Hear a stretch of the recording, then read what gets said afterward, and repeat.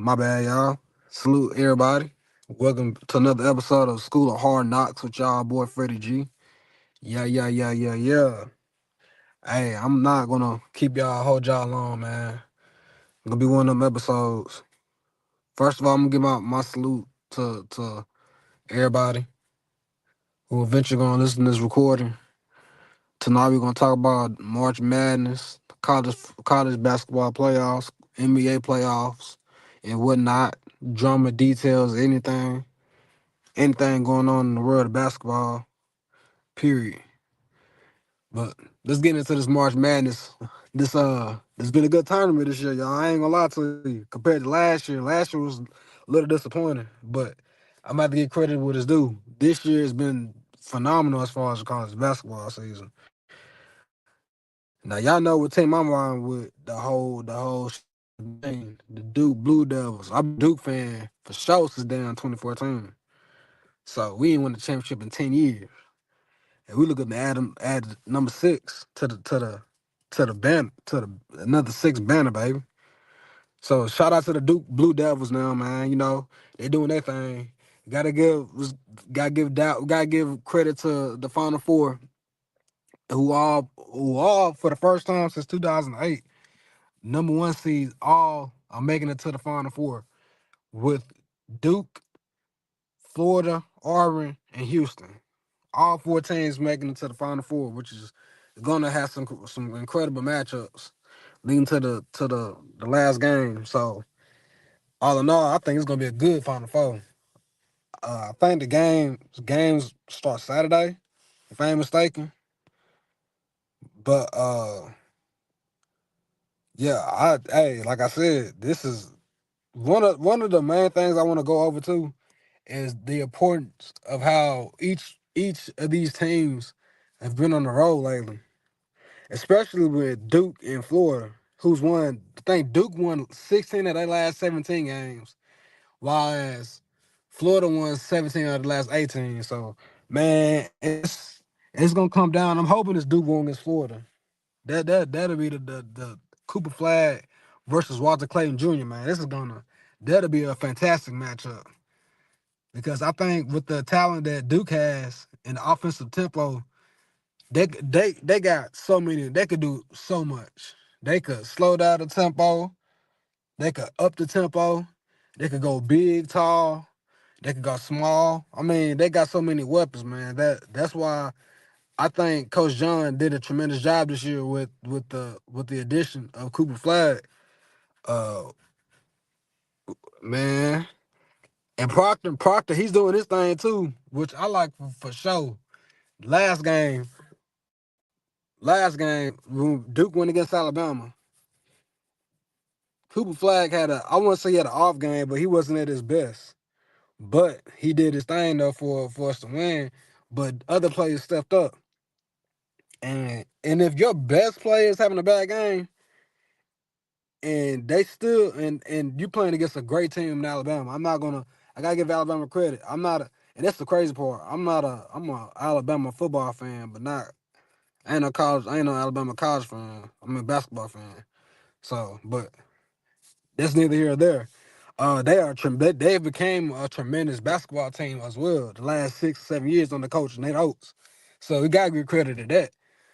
They've been this will be their second Elite Eight they've been to. That's nothing to look down at. So they're gonna be up there the next year for sure. The next coming up years under Nate Oates.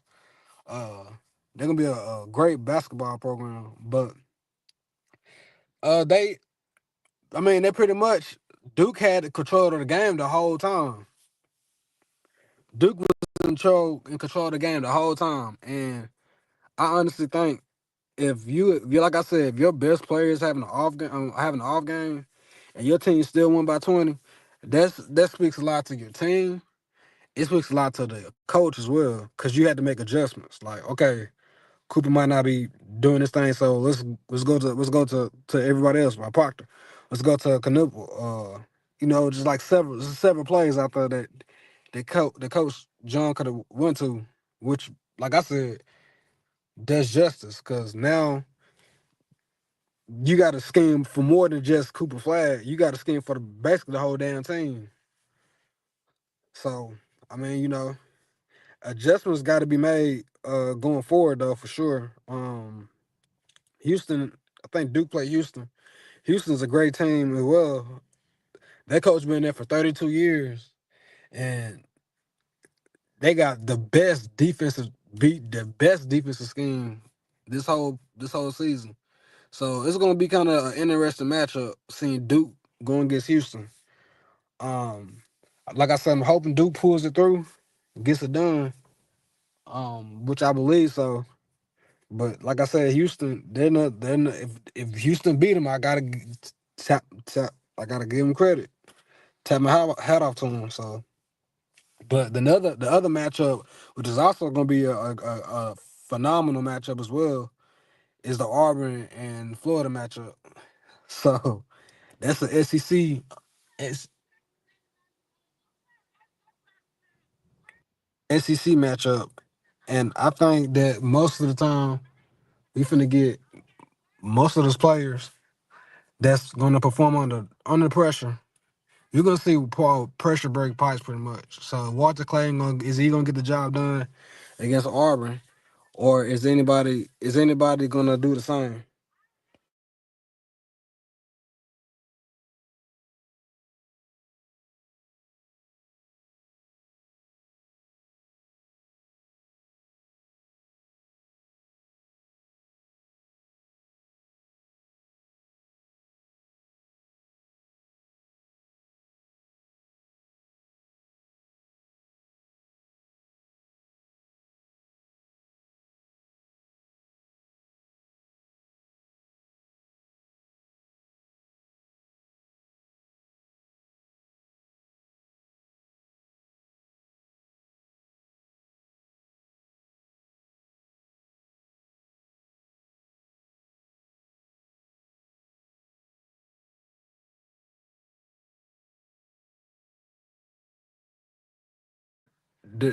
I think Florida for sure. One of the things they got to understand, just like with Duke, they can have a player that has an off game, but pretty much everybody else around them gets the job done. Now Walter Clay, he's a senior and he has experience, but everybody else around him gotta pretty much come up and do the same thing. Denzel, Sam Alex, Elijah Martin. They gotta come up and do their thing too in order to help. So, which I think they probably would do so because they're a great team. But you know, it's a team effort, and it's always going to be a team effort in college basketball. But just like Florida Auburn, they got their players too. Uh, it's a combination of young and old. Like Chris Moore, he was a fifth year senior. He has plenty of experience. Um, and I think another thing too, and I'm gonna get to this because I'm not a big fan of it personally. Because it's like with college football. But this whole thing with players staying 5 or 6 years, like the COVID rule, like I think it's starting to get out of hand. Honestly, uh, a couple years ago, when college football, I noticed this, Stetson Bennett, who played for the Georgia Bulldogs, he was 24, 25 years old, and I looked at the age difference between Stetson Bennett and at the time Alabama's quarterback Bryce Young. Bryce was like 19, probably. And then Stetson Bennett's like 25, 26. So in 25, 26 year old, that's like a third year player in the NFL at that point. So you playing out, he basically was out there playing with little kids, like a grown man playing out there with little kids, pretty much. And use it to their advantage. Like that's what these programs do. They use it to their advantage. Now in the transition to basketball, where the same thing is going on, where you have players that's been playing there since but COVID happened against freshmen that's 18, 19 year olds. I mean, it's confusing. Not and vice versa. I kind of got a problem with the one and done thing too. I think players need to stay at least a year or two in order to gain experience and or to pretty much up their stock because I mean, and it could hurt like it said like in comparison with the Harrison Barnes situation, he stayed an extra year, which hurt his stock. But in a lot of circumstances, where if you're a great player and you can maintain and not only maintain but increase your ability the next year, it will increase your stock as well. So I'm not too sure why a lot of these players would want to. That's why I'm hoping Cooper Flag comes back another year.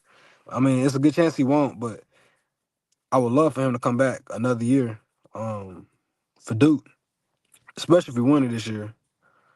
Um, I just have a huge problem with that, with the one and done and the 5 year, 6 year seniors. I wish we could eradicate both issues at some point, which I think we will. It'll be a day when both those issues will be out the way, but as of right now, we just gotta live with it. But yeah. So and just going back to what I was saying with the Auburn and Florida matchups. I think the guard play gonna be pretty good with both guards to hide and Walter Clay. I think what the whole thing is with Florida, they just got more versatility, and I think they got a deeper bench than Auburn does. But we can just have to see for sure. I think it's gonna be a great matchup. Both games gonna have a lot of intensity, a lot of you know, because it's the Final Four. Like one of these four teams is gonna win the championship, and whoever wants some more is gonna win it regardless. That's how I'm looking at it. And hopefully, it comes down to the best teams playing, which it will be. Because like I said, all four final teams are number one team, number one seeds. So that's gonna be a heavy impact. But nonetheless, uh, that's it for the college basketball. Now, as far as the NBA, we finna get into the meat of the not the meat, but pretty much the end of the stick with the NBA. The postseason is up on the horizon with only 8 games left, and right now a lot of these teams is playing is not. I think they're out west. It's a lot of more competitive because it's a good chance you don't know who gonna come out. I'm picking the Warriors to come out the West. Me and Elder bet it 50 on it, but I got 50 on the Warriors coming out the West. Um, Now these other teams like OKC, I ain't like the rest of them. I gotta give OKC their credit. They did that thing not only last year but this year too. And now Shea it got a chance of winning the MVP as well. And I think he might get it. To be honest with you, it's either gonna be between him and Joker. And if Joker gets it, that'll be his fourth MVP. Like fourth MVP in like 5 or 6 years. In a championship. That's a hell of an accomplishment. Like when the short span is in that manner. So congrats to OKC on that one. I think I just like I said, I think out west. If I want to say, I think these are top teams. I see there's gonna be a threat in the playoffs in the West for sure. OKC got the Warriors. Um, the Clippers. The Clippers if Kawhi is doing his thing. I say that because Kawhi in the playoffs, that's a scary sight too. I ain't gonna discredit that. But along with James Harden, if they could find a way to come like, because they got a good defensive team as well. If they could find a way to have a lot of production in the playoffs, then they might go far as well. Um, Denver, Denver, they even though they've been back and forth lately, I still think that they're a threat in the playoffs. And now they got Russell Westbrook. So, we finna see how much of an improvement that has been over the offseason. Um, who else I got? Cause OKC, OKC, the Clippers. I'm missing somebody else. The Warriors. Uh, the Lakers. I don't know, man. I don't know. The Lakers, they ain't got no defense. That's the only thing I'm concerned about when it comes to the Lakers. They ain't got no defense. Defensive schemes could be horrendous when it comes to JJ Redick because he don't know a damn thing about basketball. Uh, and that's saying something. He a Duke legend, but I don't give a damn about that. He a LeBron jock sniffer. So I'm gonna go ahead and cook his ass when he need to be cooked, along with everybody else that want to support these clown ass niggas. I'm gonna be honest with you too, but with this whole LeBron JJ Redick situation, once they get exposed, and trust me, they will get exposed. I don't want nobody putting the blame on Luka unless it needs to be on Luka, which I feel like they're gonna crush him. They already setting up for this dude to fail, and I'm like, come on now. We already seen the writing on the wall with this dude. This dude done snaked how many people in his career, bro? He done snaked his best friend twice, Dwayne Wade. Snaked him twice, bro. And then not only that, he tried to lie about it. Like, what hoe ass nigga do that shit? You gonna lie to the man, get the man traded to. We're gonna for those who don't know. So when LeBron and Dwayne Wade, who played together from 2010 to 2014, had four straight Eastern Conference champions, four straight NBA Finals appearances, and two NBA championships back to back. When LeBron left the first time, when he departed Miami after getting his ass destroyed, like just got blown out by the Spurs. Uh, I want to say, and I remember this in real time. All three, Bosh, Wade, and LeBron, they opted out that you know, because at that time you could opt out and then try to like leverage out to see how much everybody get paid if you want to like have everybody get paid equally. But from what I remember, LeBron didn't talk to Dwayne Wade or said anything for a couple days, and then he found out just like the rest of us found out that he was going back to Cleveland. So that's whole ass Tennessee won. Now we're gonna fast forward about 4 years after that, pretty much three to 4 years after that. This is 2017 going on 18. Now after LeBron got destroyed in the finals by KD and the Warriors, um, and Kyrie left his bitch ass in the summer, which was congrats to that nigga Kyrie. Uh, LeBron tried to revamp his team and try to create another attempt at an All Star team at trying to grab Dwayne Wade, Isaiah Thomas, Derrick Rose, and some other key components, which were not even close to being to at that prime. But like I said, wasn't doing enough production. Fast forward a couple weeks later, LeBron. I ain't say LeBron, which we know it's LeBron, but end up somebody had gave Dwayne Wade the word that he's been traded back to Miami, and Dwayne said he came to LeBron and asked him, did he have anything to do with it? And LeBron lied dead to his face, said nope, he had nothing to do with it. So that just goes to show you this dude a clown, bro. If you lie to your best friend, bro, like that, like and it's a business, but you basically did that shit and lied to him. And there's some other shit he did that's been whole tendencies. Like when for sure when he didn't shake well after he got blown out the court by the Suns in round one of the playoffs in 2021, his first round exit. His whole ass didn't want to shake Chris Paul's hand. But he want to take a picture with Devin Booker though. Like, so you mean to tell me that you won't even shake or hug yo dude been in the league almost just as long as you did, never been to the conference finals. You can't give this man no credit going to the second round. This dude is he. Chris Paul is LeBron's kid's godfather, bro.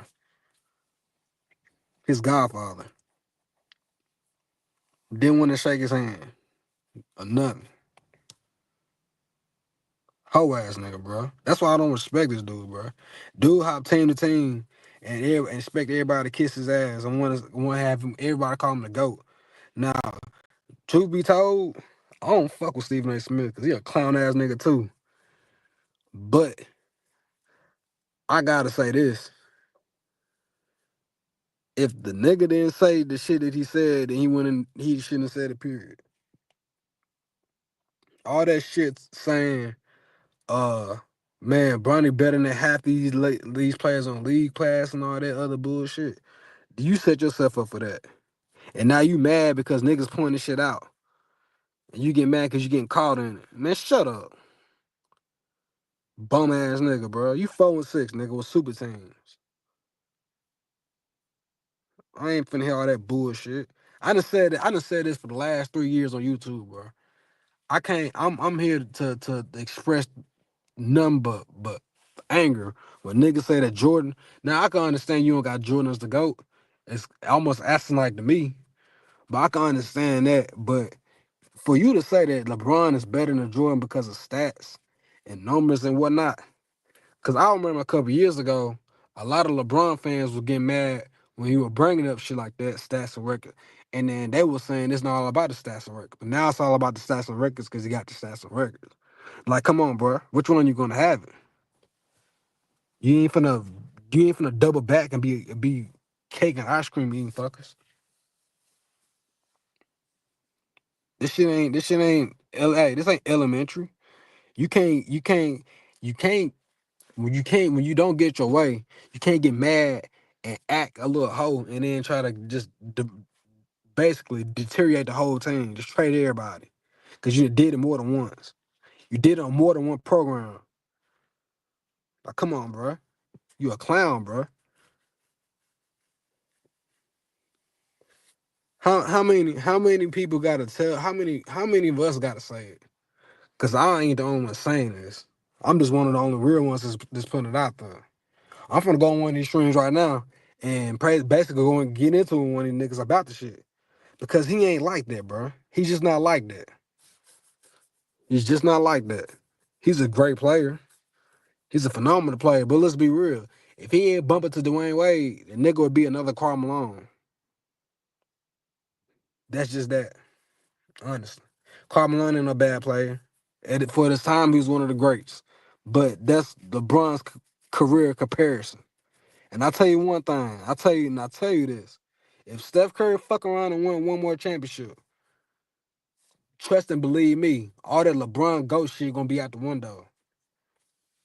Cause you can't have a nigga saying he the GOAT, and you got somebody that came a little bit after you. Like, cause Steph came like 6 years after you, nigga, and won in a short span of time. He won in a short span of time and won more in a short span of time. Like, cause let's be real, like LeBron won 2012, 2013. Like, that was like 9 years into the league. Steph Curry won in 2015. He was 5 years into the league at that point, 5 to 6 years into the league. Steph Curry had a back to back, just like LeBron had a back to back. But he also whooped LeBron's ass 3 times. And don't give me that KD shit because he whooped his ass before KD, nigga. And if he was so great, and before you bring up the Kyrie and Kevin Love shit, let me start by one. One, wasn't LeBron up 2-1 against that same Warriors team that when he was up 2-1 against them in 2015, and game 4 it was in his house? And Steve Kerr made the adjustments and beat that nigga down and whooped his ass the rest of the series. Then win another game after that. So that's de facto number one. Number two, if we want to play the Kyrie Kevin Love shit, then we could just say the same thing for next year because Steph Curry hurt. Steph Curry got injured twice in the postseason in the first round, matter of fact. He got injured 2 different injuries in the first round. One, he hyperextended his knee. Then they rushed him back for game. He didn't play game 2. He came back game 3. He rolled his ankles. So Stephen was not the same player that he was the unanimous player that he was the whole season after that. Then he had to go, he beat Portland and went and played against the OKC Thunder with Kevin Durant and Russell Westbrook. And they went down 3-1. Now, granted, they came all the way back, but I think that had a lot to do with them losing in the finals. Cause you had to come all the way back 3-1. Now I ain't gonna sugarcoat it. Them niggas, they choked the finals. That's no, and I hated that. I hated that shit. But I give them gratitude. They recovered quick. They resilient. I honestly didn't give a fuck really about it. But KD going to the Warriors, it was a whole move, of course. But if it was a way of throwing it back at LeBron, because LeBron did the same thing years prior, then that's okay. Because this whole analogy I've been using the last couple of years, I said it countless times. KD would be in the Golden State if LeBron wasn't in Miami. I been said that. Even sports analysts starting to say that shit. So I'm starting to think they stealing the shit from us. But I been said that. So all in all, man, like I said, this dude a clown ass nigga. I don't see him. I see him trying to slither his way into the playoffs and try to win a couple of games, but they're gonna get exposed. They're gonna get exposed regardless. That's just a matter of time, period. So they got no defense. Their bench is horrendous. Don't nobody on the team have any that much of experience other than LeBron. Like, you got JJ Redick as a fucking coach. I digress. I fucking digress.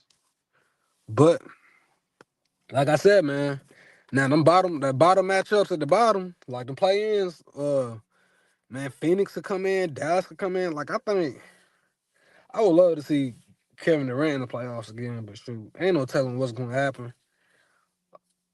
It's really no telling. Now out east, I think it's gonna be the Cavaliers. I'm a Heat fan, but I gotta be. I ain't like I'm a die with my team. Like, I can't. I don't know. They a sleeper for sure. The Heat a sleeper. If you got Jimmy, Bam, and Andrew Wiggins, not Jimmy. I don't know why I said Jimmy. When you got Bam, Andrew, and Tyler, that trio could do something in the playoffs for sure. Because they got the experience. All of them been to the finals at some point, so I believe in them. But the Celtics, man, I don't too much think they're gonna repeat because they got a hospital ring last year, so I don't see them repeating. I don't see, as nice as they are, I don't see Detroit doing anything. Uh, Milwaukee, they trash. Giannis bum ass. So man, like I said, I don't see much in the East other than like the Celtics and the Cavaliers. That might be the Eastern Conference Finals matchup.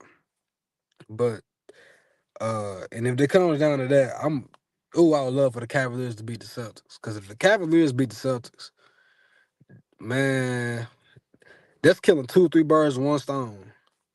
And I'll go into more details about that later in a later video. But that'll be so perfect and so fitting. But if my bet come out and the Warriors come out the West and then it's the Cavaliers in the East, man, that would be so damn crazy. Cause like Steph Curry first ring was 10 years ago. His first he went against the Cleveland Cavaliers, bro. That's nuts in itself. And if he played this, man, he just gotta play the fiddle, bro. I'd love for Steph to get his fifth ring. I really would. So, but yeah, man, I'm gonna go ahead and end this live, bro. I had a good time doing this one. I'm gonna try to come out more doing this more throughout the week, do more episodes. Um, just having a blast doing it. Salute to my OGs though. They give me inspiration to do this shit. I love it so much though. I gotta give praise to number one. I gotta get the ticket. He started this shit. If it wasn't for him, I wouldn't even want to be doing this for sure. Ticket. Gotta give to my OG T Price, James, shit, Showtime, shit, all them niggas, bro.